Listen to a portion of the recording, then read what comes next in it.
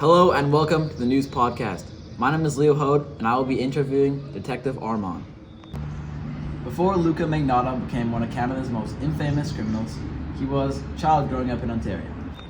Many people wonder whether there were signs early in his life that hinted at what was to come. What do we know about his childhood? So Luka Magnotta was born as Eric Clinton Newman on July 24, 1982 in Scarborough, Ontario. His childhood was often described as unstable. His parents separated when he was young, and he spent many years of his early life moving between family members and different living situations. Like many children, Luka attended school and tried to fit in with his peers. However, several accounts from people he knew him describe him as shy and sometimes withdrawn. He was often seen as keeping himself rather than actively engaging in group activities, and he did not appear to form many close friendships during his school years. Instead of blending easily into social circles, he was more frequently on the outside, observing others. Over time, the sense of distance from his peers seemed to become a consistent pattern through his school experience, shaping how he interacted in the classroom and in social settings.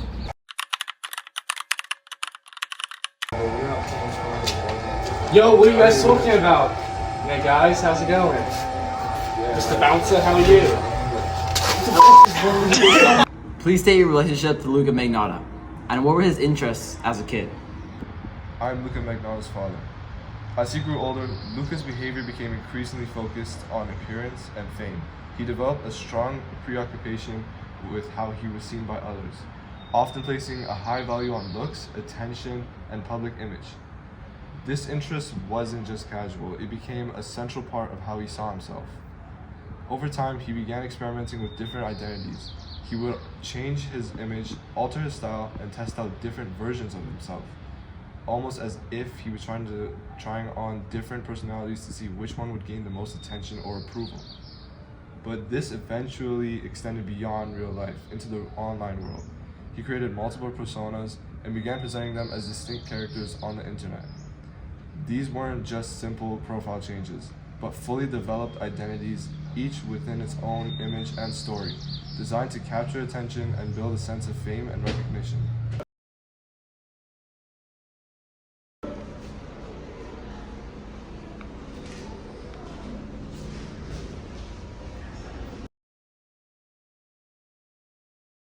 As Luka Magnotta entered adulthood, he became increasingly focused on fame, attention, and public recognition.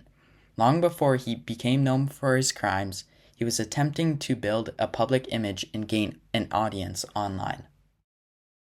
Many people would describe him as someone who wanted to be noticed. He explored several paths that he believed would bring him recognition, including modeling, reality TV, and online entertainment. One of Magnotta's earliest public appearances came through television. Hoping to transform his appearance and increase his chances of success in modeling and entertainment, he appeared on a plastic surgery audition. And I just know that when I look better and take better care of myself, that I've gotten more letters and more responses than I normally would have. Right. And I think that I'm going to have a lot more acceptance after the work has been completed and my looks. Yeah. Basically. That's great. Definitely. Is there anything else you want to add? Anything you don't think I asked, or anything else you want to mention? I would just like to say, I guess, that I would be very excited to do this, and it would be a great opportunity. And I think I would be a great candidate for this position. This appearance gave viewers a glimpse into his desire for attention and his belief that his physical appearance could help him achieve fame. Even at this stage, years before the crimes that would later make international headlines, Magnotta appeared focused on building his public identity. Throughout the 2000s, Magnotta continued pursuing opportunities in modeling and entertainment. He appeared in various modeling shoots and worked in adult entertainment. These projects helped him create an online presence, though they did not bring the mainstream fame he seemed to be seeking. Despite many attempts to gain recognition, widespread success remained out of reach.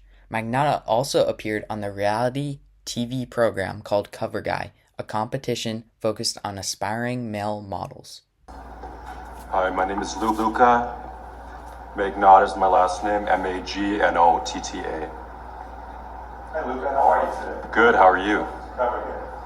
So Thank right you. away, you know this is underwear competition. I'm gonna ask you to just row and cut your shirt right away. Alright, definitely. John, how come like this voice is lower? Yours much lower. I have a very deep voice. A lot of people tell me that actually. So how do you get your voice so deep? How do I get my voice so deep? Practice makes perfect, right? You got kind of a Ryan Fleet vibe going on. A lot of people tell me that, like, they remind me of, like, 54, that movie, you know? Yeah, he happens to be one of my favorites too. Oh, really? I think you look good. I think that your body is a little bit slim. I used to be really overweight, to be honest. I used to be really overweight. I lost, like, weight. Really, how do you do that? I just, like, got up every morning at, like, 4 o'clock and, like, ran constantly. And people would tell me, oh, stop running. And I just kept doing it, basically. This appearance represented another effort to break into the entertainment industry. Participants competed for exposure and opportunities within the modeling world. But for Luka, it was another chance to gain the attention he appeared to be constantly pursuing. Around this time, social media platforms began to grow in popularity, and Magnotta became increasingly active online.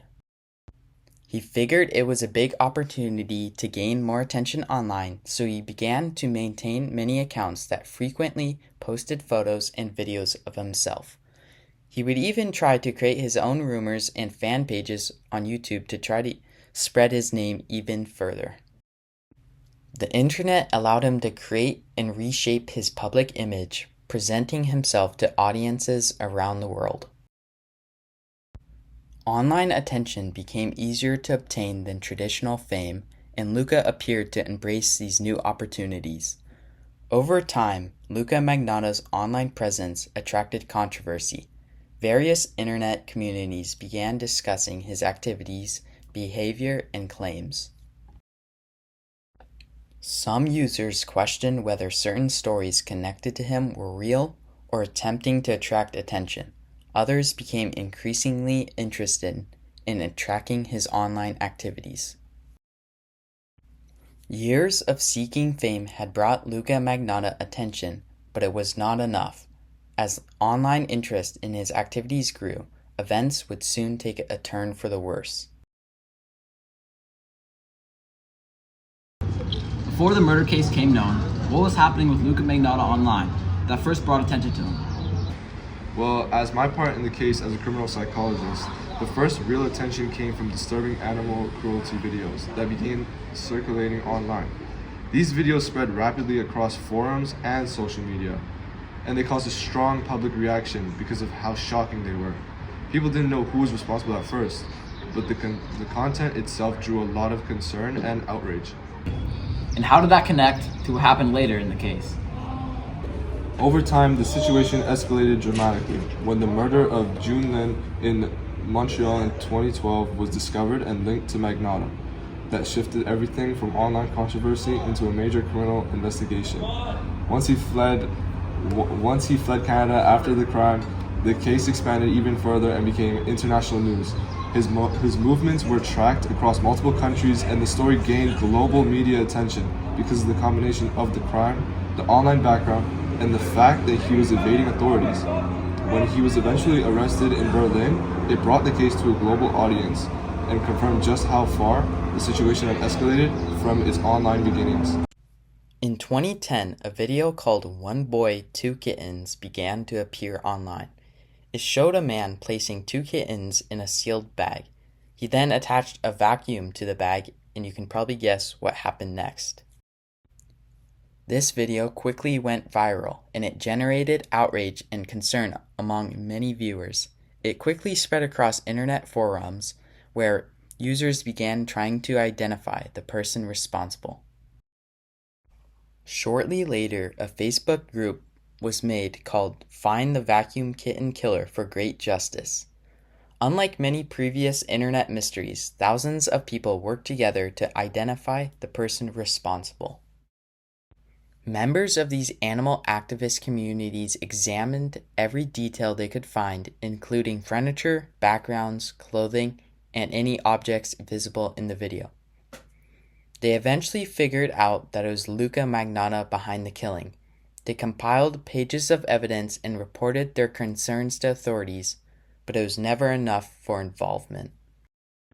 Although, it wasn't long before a disturbing video titled "One Lunatic, One Ice Pick" began circulating online in May of 2012. Many viewers initially questioned whether the video was real. However, as investigators began examining the footage, the concerns grew. At the same time, a 33-year-old international student named Jun Lin was living in Montreal. Originally from China, Jun had come to Canada to pursue his education and build a future for himself.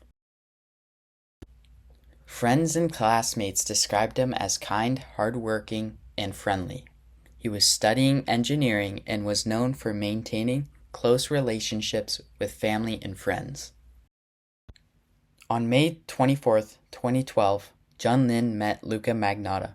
Security footage captured the two men entering Luka's apartment building together. This would become one of the last known recordings of Jun Lin. When Jun failed to contact friends and family, concern quickly grew. Soon, missing person reports were filed, and investigators began trying to determine what had happened. As police searched for answers, evidence began to emerge, linking Luka Magnotta to the disappearance. Investigators reviewed surveillance footage, witness statements, and digital evidence. The growing amount of information pointed toward a case that was becoming increasingly serious. Around this time, additional surveillance footage appeared to show Luka leaving his apartment building and disposing of garbage bags in a nearby dumpster. At first, the significance of the footage was unclear. However, as the investigation continued, police began examining the contents connected to those bags. But that's not the only place Jun Lin's body parts would be found. What began as a missing person investigation was rapidly becoming one of the most widely followed criminal cases in recent Canadian history, as Luka Magnotta was about to expand far beyond Montreal. Shipping the body parts to schools. After killing Jun Lin in May 2012, Luka Magnotta dismembered the body parts and mailed them across Canada. Packages containing hands and feet were sent to federal political party offices in Ottawa, as well as two Vancouver schools, Falls Creek Elementary and St. George's School. These disturbing deliveries caused national panic and quickly became a major part of the investigation.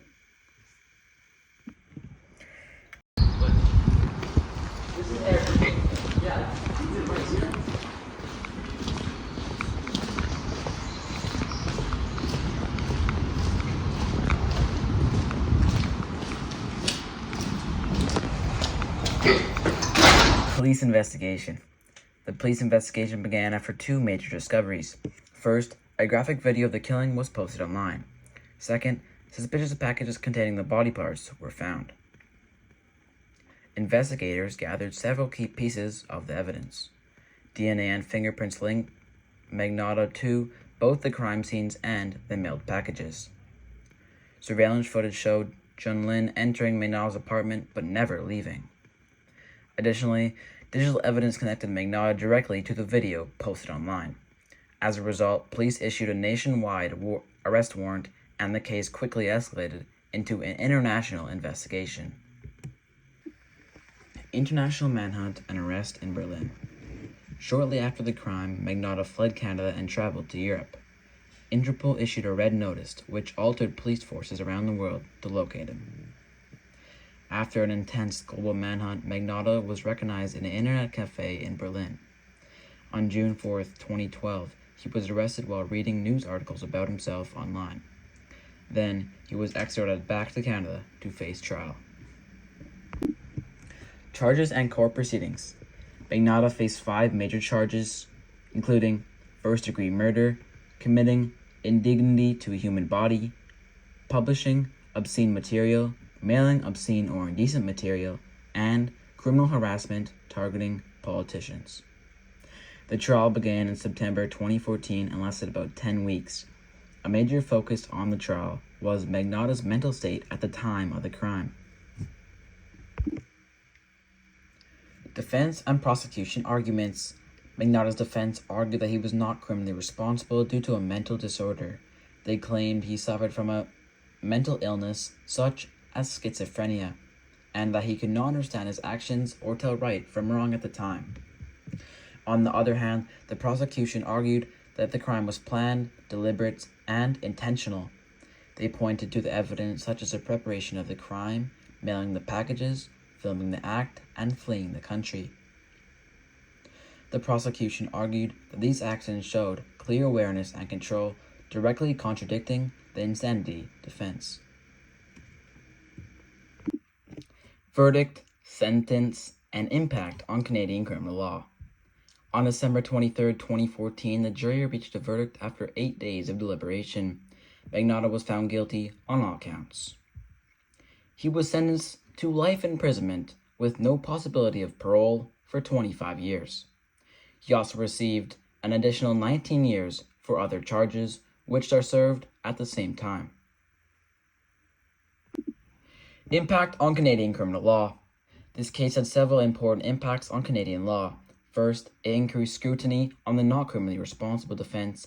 It showed that having a mental illness is not enough. It must completely prevent the person from understanding their actions or knowing they are wrong. Second, it highlighted the importance of internet and digital evidence, showing how online activity like videos, emails, and digital traces can be used in court. Third, it determined the effectiveness of international policing cooperation, especially through Interpol. Finally, it led to discussions about media coverage in high-profile trials, including limits on publishing evidence and ensuring fair trials. Thank you for watching our presentation about Luka Magnotta.